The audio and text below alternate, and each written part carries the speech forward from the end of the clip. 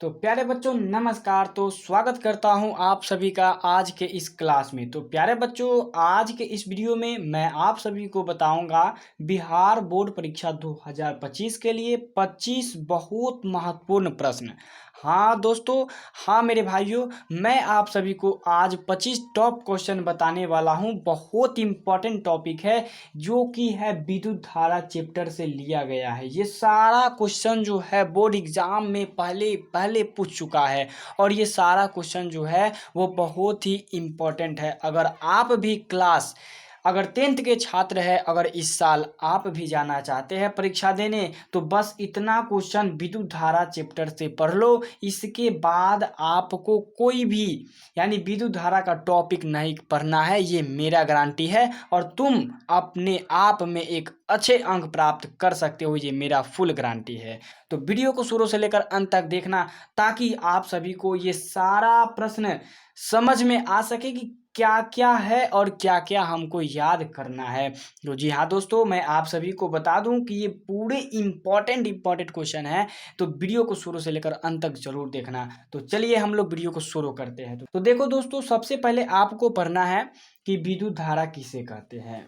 विद्युत धारा जो है उस चैप्टर में आपको एक चीज पढ़ लेना है कि विद्युत धारा क्या होता है और ये किसे कहते हैं। एक नंबर में आप सभी को बहुत ही इंपॉर्टेंट है, ये वाला आपको जरूर याद रहना चाहिए।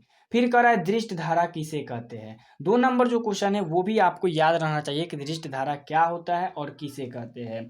फिर 3 नंबर जो क्वेश्चन कह रहा है वो कहता है प्रत्यावर्ती धारा किसे कहते हैं। तो प्रत्यावर्ती धारा जो होता है ये क्या है, ये दोनों विद्युत धारा के प्रकार है। तो ये प्रत्यावर्ती धारा किसे कहते हैं, ये सभी आप लोग याद जरूर याद कर लीजिएगा।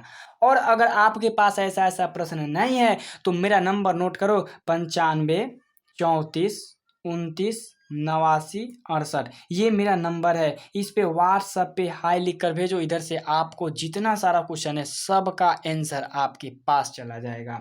तो चलिए फिर अगला देखते हैं। फिर अगला कहता है कि धारा घनत्व किसे कहते हैं। दोस्तों ये भी बहुत इंपॉर्टेंट है, काफ़ी इंपॉर्टेंट है, बहुत यानी कि जितना ज़्यादा कहो ना। अगला साल के लिए मैं अभी के लिए 2025 के लिए लिख देता हूँ, ये जरूर आएगा तो आएगा। धारा घनत्व किसे कहते हैं, 4 नंबर क्वेश्चन। बाद में नहीं कहना कि सर मैं तो ये वीडियो को देखा नहीं। मैं अगर आप सभी को बता दूँ, आप सब एग्ज़ाम के पहले देख रहे हो ना तो सारा को याद कर लेना, नहीं तो एग्ज़ाम के बाद देखने के बाद आप बहुत पछताओगे। चलिए अगला हम क्वेश्चन को देखते हैं। फिर कह रहा है 5 नंबर 1 एम्पियर को परिभाषित करें। दोस्तों ये भी बहुत बार पूछा गया है कि 1 एम्पियर को कैसे परिभाषित करें और 1 एम्पियर क्या होता है, ये बहुत इंपॉर्टेंट है, आपको जरूर याद रहना चाहिए। चलिए 6 नंबर क्वेश्चन कह रहा है कि अनुगमन वेग किसे कहते हैं। अनुगमन वेग क्या है दोस्तों, तो इसको भी आप सभी को क्या कर देना है, एकदम रट जाना है। अनुगमन वेग क्या है मैं आप सभी को बता दूं कि टॉप ये 25 क्वेश्चन ये बहुत इंपॉर्टेंट है। चलो अगला देखते हैं। फिर कह रहा है विद्युत विभव किसे कहते हैं। ये भी काफी इंपॉर्टेंट है, बहुत सबसे अधिक बार पूछे जाने वाला प्रश्न है, रिकॉर्ड बना दिया है। विद्युत विभव किसे कहते हैं, ये जो है ना क्लास 10th की तो छोड़ो 12th में भी पूछता है कि विद्युत विभव से आप क्या समझते हैं। चलिए अगला हम कहते हैं। 8 नंबर जो क्वेश्चन कह रहा है वो कहता है कि विद्युत विभवांतर किसे कहते हैं। अब विद्युत विभव और विद्युत विभवांतर ये दोनों जो है ना वो इंपॉर्टेंट है। विद्युत विभवांतर किसे कहते हैं ये भी आप सब याद जरूर कर लीजिएगा। चलिए यहाँ पे 9 नंबर जो क्वेश्चन कहता है थोड़ा देख लेना है। 9 नंबर जो क्वेश्चन कर रहा है वो 1 वोल्ट को परिभाषित करे। तो दोस्तों 1 वोल्ट को कैसे परिभाषित किया जाता है इसको आप लोगों को पढ़ लेना है। चलिए अगला कहता है कि ओम का नियम को लिखे, यानी ओम के जो नियम होता है, ओम का नियम क्या कहता है। ये अभी क्या होता है कि 2-3 सालों से नहीं पूछ रहा है, तो इसका मतलब क्या है कि यह जरूर पूछेगा, अब की साल जरूर पूछेगा, क्योंकि यह जो प्रश्न है वो अभी लगातार 2-3 सालों से नहीं पूछा जा रहा है। इसका मतलब साफा है कि ये जो ओम का नियम है वो अब की बार जरूर पूछेगा। चलिए यहाँ पे फिर 11 नंबर कह रहा है कि ओमीय चालक किसे कहते हैं। जो ओम के नियम का पालन करता है उसे ओमीय चालक कहते हैं। 1 लाइन का है, इसको भी आपको याद रखना है। ये एग्जाम की दृष्टि से तो इम्पोर्टेंट नहीं है, बट कभी काल ये पूछ देता है, इसी के लिए मैं इसको लेकर के आया हूँ ओमीय चालक। चलिए अगला हम लोग को देखते हैं। अगला क्या कह रहा है, चलिए अगला जो आ गया वो कह रहा है अनओमीय प्रतिरोध किसे कहते हैं। तो जो ओम के नियम का पालन नहीं करता है उसे अनोमीय प्रतिरोध कहते हैं। इसको भी याद आप लोग कर लीजिएगा, बहुत इंपॉर्टेंट है। इसको जितना अधिक कहो ना उतना इसके लिए कम है। चलिए बहुत अच्छा। अब 13 नंबर आ गया प्रतिरोध किसे कहते हैं। अब प्रतिरोध का ऐसा ही मात्रक क्या होता है, तो एक लाइन में मोटी मोटी अक्षरों में बोल देते हैं। जैसे कि विद्युत धारा जो प्रवाह होता है उसको जो रुकावट पैदा करता है उसे हम लोग बोलते हैं प्रतिरोध। और प्रतिरोध का जो ऐसा ही मात्रक होता है वो ओम होता है। चलिए प्रतिरोध समझ गए ना। अगला बार कह रहा है कि 14 नंबर क्वेश्चन, प्रतिरोध का ताप का प्रभाव, यानी प्रतिरोध जो होता है उस पे ताप का क्या प्रभाव पड़ता है। अगर हम ताप को बढ़ा देंगे तो प्रतिरोध क्या होगा, बढ़ेगा या घटेगा, उस पे आपको बताना है। चलिए 15 नंबर का है ओमीय चालक किसे कहते हैं। तो ओमीय चालक जो ओम के नियम का पालन करता है उसे ओमीय चालक कहते हैं। वहां पे था ओमीय प्रतिरोध और अनोमीय प्रतिरोध, लेकिन यहाँ पे ओमीय चालक और अनोमीय चालक, ये भी याद कर लेना। छोटा छोटा है, एक लाइन का है। क्या कह देना है कि ओमीय चालक जो ओम के नियम का पालन करता है, अनोमीय चालक जो ओम के नियम का पालन नहीं करता है। चलिए 7 नंबर कह रहा है कि चालकता या विशिष्ट चालकता।